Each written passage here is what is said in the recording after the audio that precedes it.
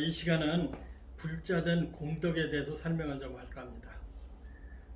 우리가 이제 불자가 되려면은 기초 교리를 공부하고 또 불자 되겠습니다 하고 발언하고 서원하면서 수료식을 하지요.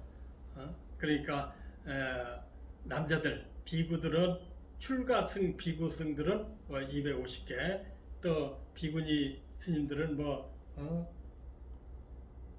자세히 모르지만은 계율이 한 400개 된다고 그래요. 그러니까 지켜야 될 것을 얘기했죠. 근데 크게 얘기해서 계율 그렇게 얘기합니다. 계는 스스로 지키는 거고 율은 부처님이 이렇게 정해진 거죠. 그러니까 정해지지 않아도 스스로 상가하는 것을 갖다가 계율이라고 그래요. 그런데 그 사람들은 수계식 한 이유를 수계식 한 사람들은 잘 알겠지만은 혹시 수계하고 싶은 사람을 위해서 지금 이 설명을 좀 할까 합니다. 그 부처님 당시에 앙구리마라는 부처님 제자가 하나 있었어요. 근데 부처님한테 오기 전에 그 사람은 진리와 도를 구하기 위해서 이렇게 스승을 찾아 헤매다가 요즘 말하자면 처자식이 있는 수행자로 하기는 그렇죠. 처자식이 있는 스승을 만났어요. 스승을 만나서 큰 도가 있다고 헛소문이 나서 그 스승한테 가서 이제 도를 수행을 하기 시작했는데요. 타고난 심성이 순수하고 바르고 또 지혜스러웠다고 생각한 자기는 그 스승이 시키는 대로 여러 가지 허드렛 일과 또 무슨 옛날에 그 바라문교라든지 또 인도의 사상을 공부하기 시작했는데요. 하루는 그 스승이 먼데 여행을 하게 됐습니다. 그런데 그 여행을 떠나니까 그 스승의 부인이 그 앙구리마를 유혹을 했어요. 그러니까 앙구리마는 스승의 부인을 어떻게 내가 모른다고 멀리 떠났다고 그렇게 간음을 할 수 있냐고 해서 아주 냉혹하게 그 스승의 부인을 뿌리쳤어요.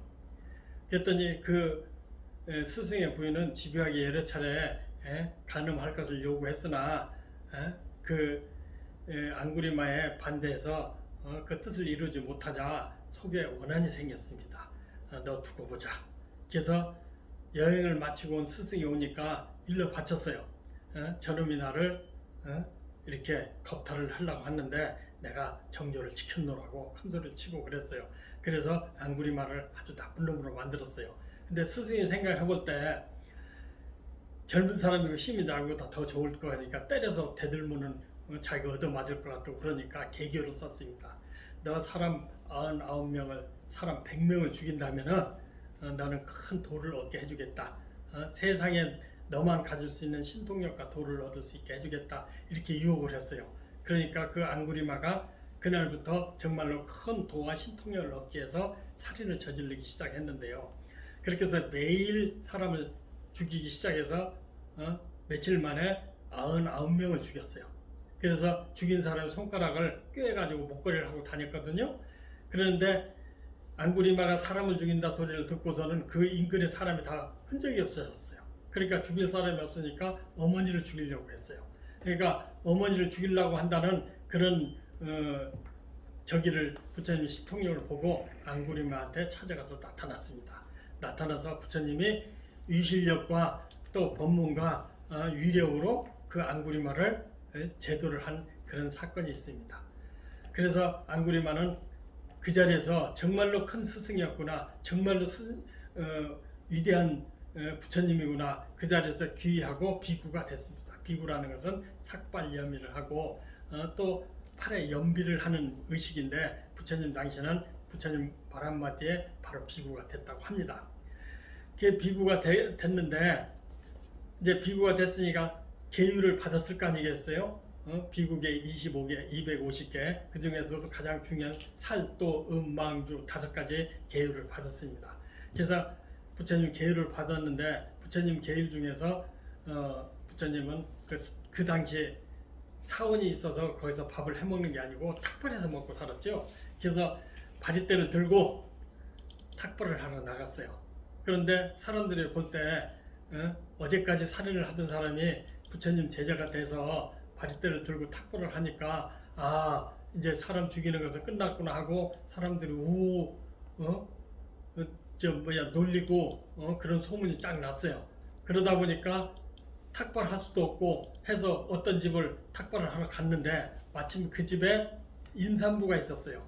그래서 아이를 낳다가 앙구리마가 흉악한 앙구리마가 탁발하러 왔다. 우리 집에 왔다. 하니까 그 임산부가 놀라서 아이를 낳지 못하는 거예요. 그러니까 아주 큰 공경이 닥쳤잖아요. 그러니까 앙구리마가 생각하기를 내 제업 때문에 저 여자가 저 놀라서 애를 못 낳으니 어떻게 했으면 좋겠냐고 부처님한테 쫓아갔어요. 그래서 부처님께서 이런 일이 있는데 어떻게 했으면 좋겠냐고 하니까 부처님께서는 당장 가가지고 나는 태어난 이후로 사람을 한 번도 죽인 적이 없다고 해라. 그러니까 앙구리마가 부처님께서는 거짓말하지 말라는 계율도 주셨는데 어떻게 해서 나한테 가서 거짓말을 하라고 시킵니까? 그러니까 부처님 하시는 말씀이 있습니다. 너는 나의 제자가 되고 또 나한테 수교를 받았기 때문에 새로 태어난 사람이다. 그래서 새로 태어난 사람이기 때문에 너는 죄가 하나도 없으니까 가서 그 얘기를 해라.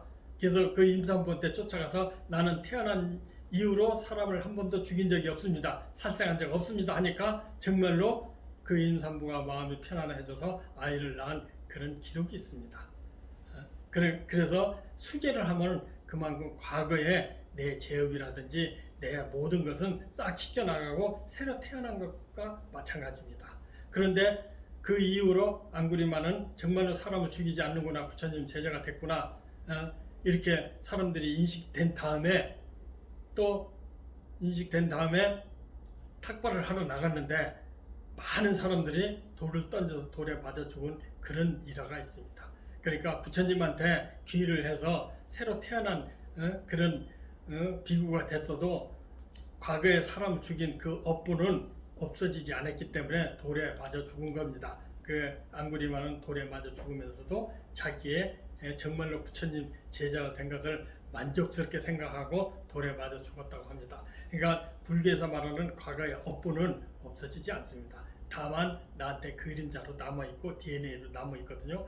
그런데 미래는 내가 끊임없이 새로 만들어 나가고 그 업보의 노예가 되지 않는 겁니다. 그 업이라는 것은 과거의 그림자이기 때문에 그림자의 노예가 되지 말고 우리가 살아가는 데서는 업은 새로 계속 만들어지는데 그 업의 노예가 되지 말고 업을 업을 없애려고 하지 말고 새로운 인생을 계속 꾸준하게 발언과 서원으로 살아나가면은 우리의 그 부처님 제자 된 공덕이 있다고 이렇게 볼 수가 있습니다. 오늘은 수계식에 대해서 설명을 해드렸습니다. 감사합니다.